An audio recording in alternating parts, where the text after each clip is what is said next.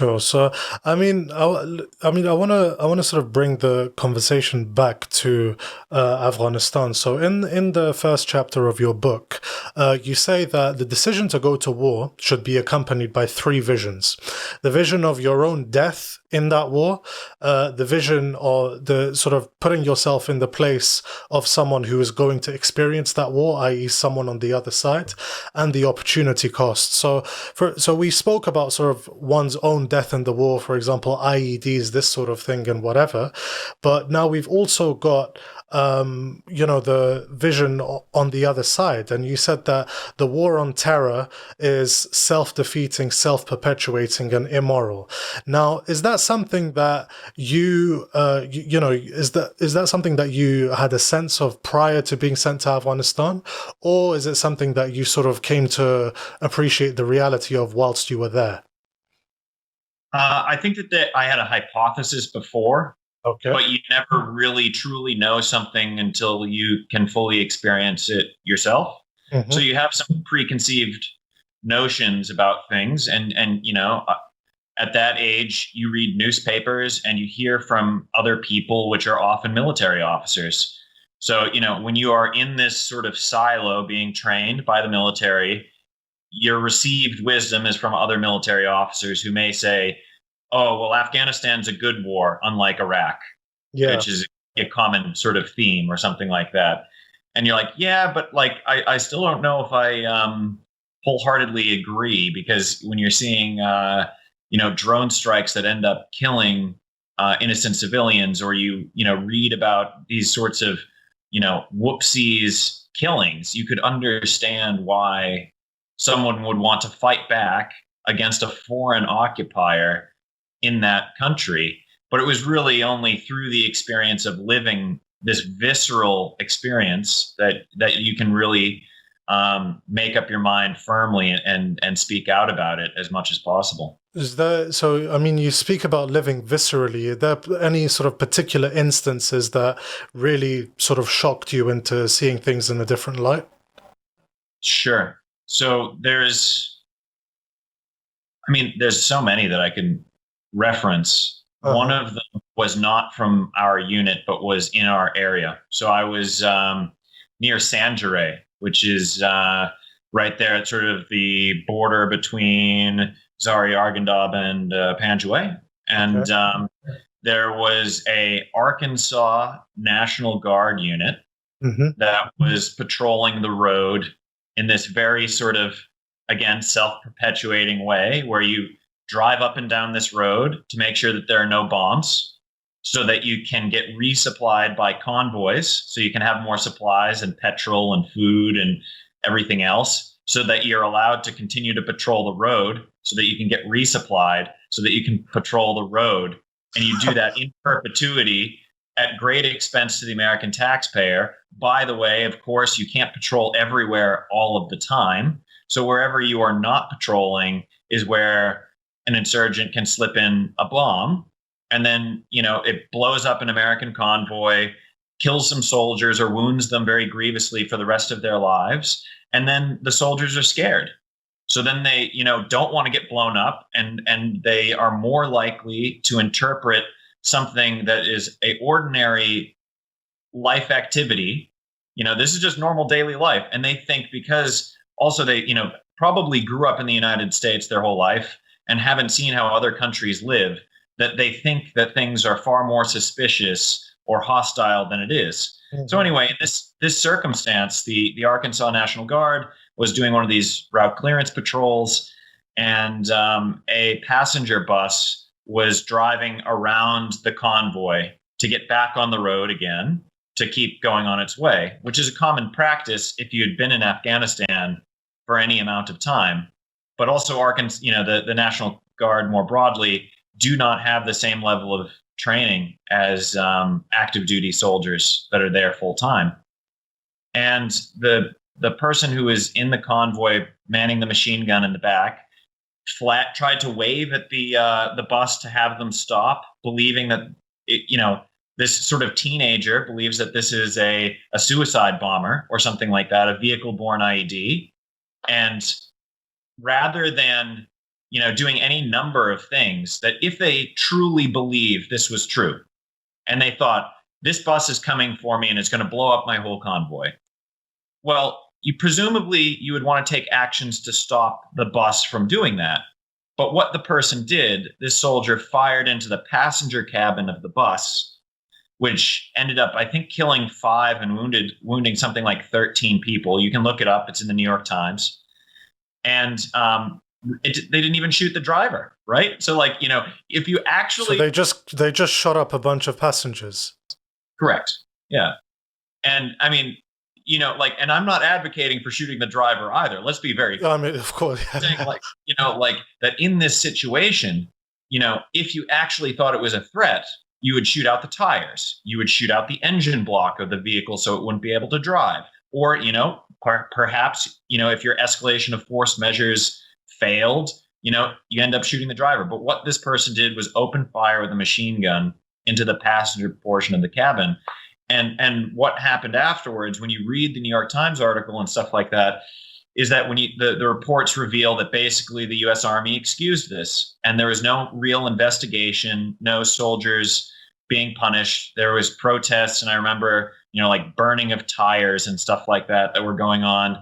And there was a lot of very upset people, understandably, right? How could you not be? And, the U.S. Army is, rather than punishing anybody, would say, they followed the escalation of force procedures and this was okay. I mean, it's shocking how counterintuitive this is, because presumably if this was an ammunition-laden bus, it wouldn't be transporting passengers. Of course, which is exactly the point. That has never been the case of passenger buses being used as a suicide vehicle, because it undermines what the insurgents want. Yeah, I mean, wow, that is pretty shocking. And have you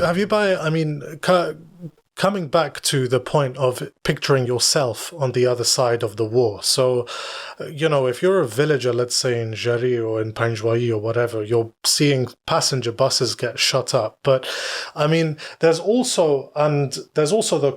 quote in the first chapter of your book. Now, I'm going to come back to our previous podcast episode where we spoke about John Bolton and his recently released book. But just for the viewers out there, we don't really use profanity on the podcast, but this is a direct quote from your book, Erik. I know you're obviously citing your experiences. So the direct quote is essentially that if you're on the other side of the war, okay, and I quote directly, your nation has been relieved of its sovereignty. You're no longer a person, but reduced to a slur, akin to an enemy, insurgent, terrorist, Haji, towelhead, goat, or the all-inclusive, multi-purpose, good for every occasion.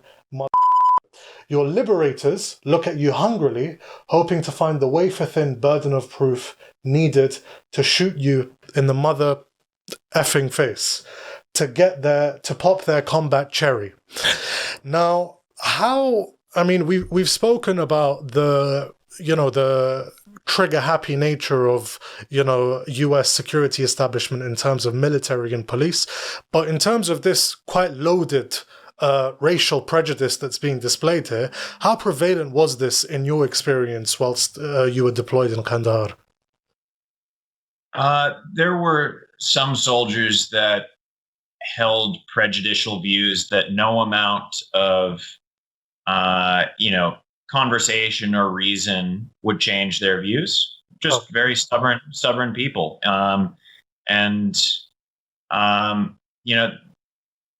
It should feel when, if you're an American reading that passage and say, imagine another foreign country calling you those names that sometimes American soldiers use to degrade and dehumanize the Afghan people, or specifically insurgents, to make them in their minds a bit more distant and detached so that you can kill them, that they can be killable. Because I don't think that in human nature, people generally enjoy the notion of killing another human being. So it is this sense of, well, we need to make these people evil in some way, and language and linguistics have done that for ages. I don't think that there's a war out there. If you went back 1,000 years, of different folks calling the other folks terrible names in order to give them a reason to say it's okay. Yeah. Sorry, go ahead. No, I was just saying that, I mean, if we sort of look at the Second World War and whatever as well, the Germans were the Huns and whatever, and I think you mentioned a very important point, which I think some others would miss, is that these words, these slurs, are used to dehumanize the insurgents or the local population, and there's the distinction between those are very blurred, because everywhere you go, if you're fighting an insurgency, it follows logically that the insurgents will form part of the people that are there. And so in southern Afghanistan, a non-insurgent could very well be, I quote, a towelhead. They speak the same language, even they speak the same dialect of the same language. They're all bearded. They're all wearing turbans. So the distinction between them, that racially loaded prejudice, it's inevitable that that's going to be enacted and implemented on the local population to varying extents. Yeah, absolutely. And I mean, I mentioned this in the book that, and this is an extremely important conversation to have. So I'm very thankful that you guys brought me on to talk about this. But, if you believe that the person that you are fighting, they need to deserve it in some way, that you need to be able to kill this person because they deserve it. Well, in an insurgency, it's obviously, as you said, far more blurred. So if the enemy is evil and killable, and there's sort of, rather than being a binary thing where you're either in a uniform and you're trying to kill me, or you're a civilian and you're not trying to kill me, you get these gradations in between.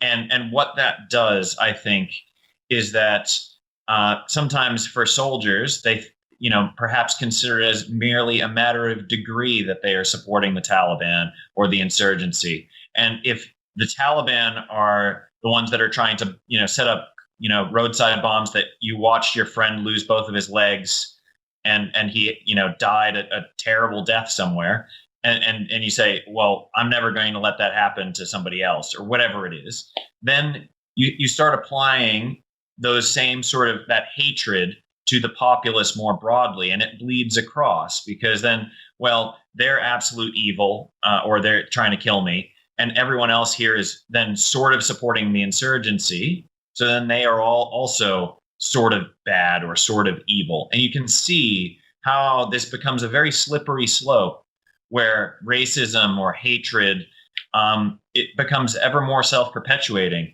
and it's very hard, I think. Like, I don't see that there's a way that the U.S. can extract itself to fix any of those issues, So, I mean, there's no fixing of the American relationship with the Afghan people after occupying them for 19 years. That's why I think what you're describing in your book and what you said earlier, I think it's very necessary that most people who are commenting about the war in Afghanistan, they need to absorb this and internalize this aspect of war, which is actually creating a situation where people no longer see each other as human beings, and they just continue this endless cycle of war and violence.